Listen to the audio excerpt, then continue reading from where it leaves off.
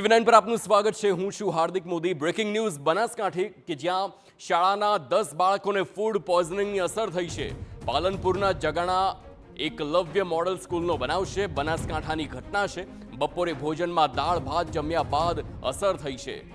સંવાદદાતા Atul Trivedi phone line પર। Atul, food પોઈઝનિંગની ઘટના કેવી રીતે ઘટના બની, વધુ વિગતો?